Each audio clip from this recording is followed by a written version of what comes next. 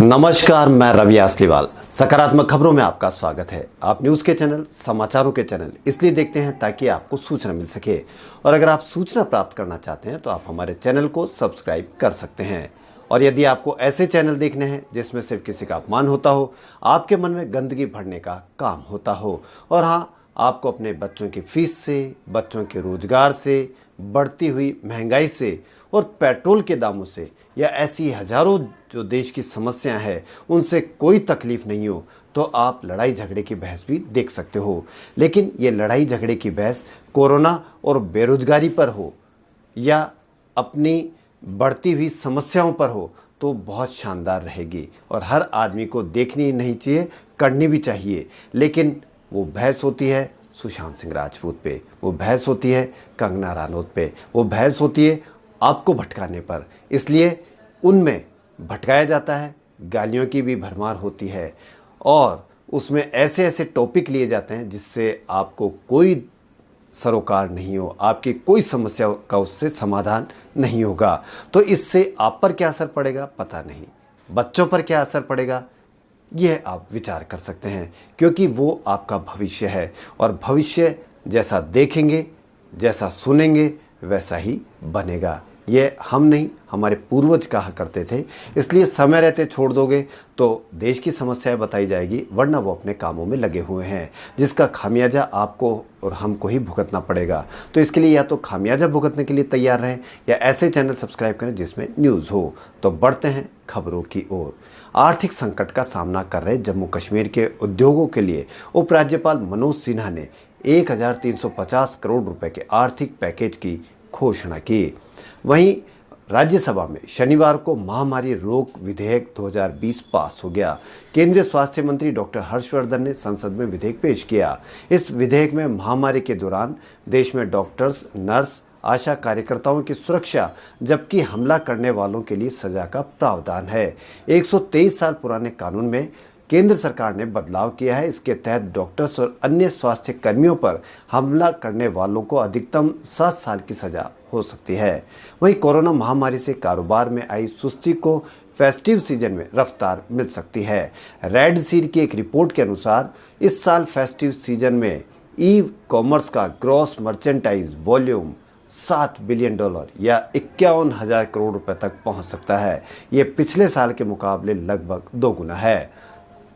वहीं स्वास्थ्य मंत्रालय ने शनिवार को कहा कि भारत ने कोविड-19 रोगियों के स्वस्थ होने के मामले में ऐतिहासिक वैश्विक उपलब्धि हासिल करते हुए अमेरिका को भी पीछे छोड़ दिया है। इस मामले में शीर्ष स्थान पर पहुंच गया। देश में संक्रमण से स्वस्थ होने की दर करीब 80% हो गई है। वहीं बॉलीवुड के दिग्गज अभिनेता अमिताभ बच्चन हाल ही में कोरोना से ठीक होकर काम पर लौटे हैं। इस दौरान वे अपने साथ अन्य लोगों की सेहत का पूरा ख्याल रख रहे हैं। बिग बी ने इंस्टाग्राम पर रियलिटी शो कौन बनेगा करोड़पति 12 सीजन के सेट से एक तस्वीर साझा की, जिसमें वह फेस शील्ड के साथ नजर आ रहे हैं। वहीं popular video sharing app TikTok ने अमेरिकी सरकार के खिलाफ अदालत का दरवाजा खटखटाया है। टिकटॉक ने अमेरिकी राष्ट्रपति डोनाल्ड ट्रंप के उस आदेश पर बैन लगाने की मांग की है जिसके मुताबिक टिकटॉक की डाउनलोडिंग को अमेरिका में बैन कर दिया जाएगा। वहीं राजस्थान में कोरोना को देखते हुए सरकार ने बड़ा फैसला लिया। राजस्थान के 11 जिलों में धारा 144 लागू कर दी गई है। वहीं 31 अक्टूबर तक किसी भी तरह के धार्मिक स्थल और सामाजिक कार्यक्रम पर भी रोक लगा दी गई है। वहीं राजस्थान में कोविड-19 महामारी से प्रभावित किसी भी व्यक्ति या उसके परिजन को कोई परेशानी, सलाह या कोरोना से संबंधित जानकारी लेनी हो तो राज्य स्तरीय हेल्पलाइन 181 पर कॉल कर सकता है। यह हेल्पलाइन सोमवार यानी कल से शुरू होने जा रही है। इस साल नॉर्थ ईस्ट मानसून के दौरान अक्टूबर में बंगाल की खाड़ी में 2 चक्रवाती तूफान के आसार हैं। इस कारण नवंबर से प्रशांत महासागर में लाल नीना की स्थिति रहेगी। इसका परिणाम यह होगा कि भारत में कड़ाके की ठंड पड़ सकती है। राजस्थान हाईकोर्ट ने कोरोना के कारण 21 सितंबर से 1 अक्टूबर तक हाईकोर्ट में अत्यधिक जरूरी केसों की सुनवाई के लिए वीसी के जरिए सुबह 10:30 बजे से 1 बजे तक यानी 2.5 घंटे की ही होगी। एक बार फिर पेट्रोल और डीजल के दामों में थोड़ी सी कमी हुई है। वहीं राजस्थान में शनिवार को रिकॉर्ड 1834 नए रोगी मिले और 14 की मौत हो गई। इस प्रकार मौत का आंकड़ा 1322 पर पहुंच गया।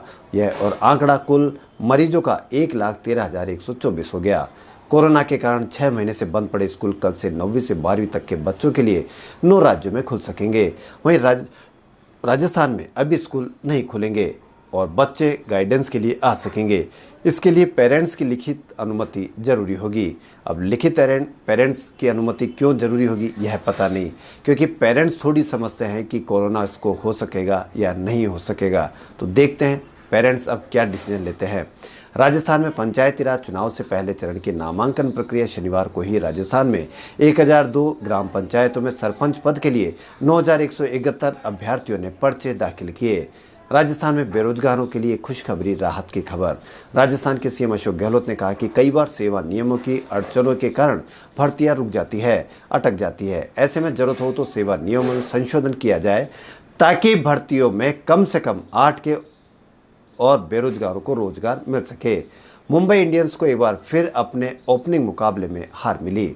उसे चेन्नई सुपर किंग्स ने हराया। चेन्नई ने 4 गेंद बाकी रहते 5 विकेट खोकर जीत दर्ज कर ली।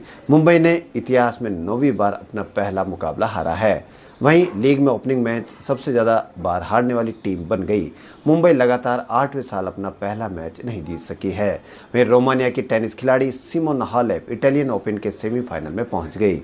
अमेरिका ने कोरोना को रोकने के लिए टेस्टिंग गाइडलाइन में बदलाव किया।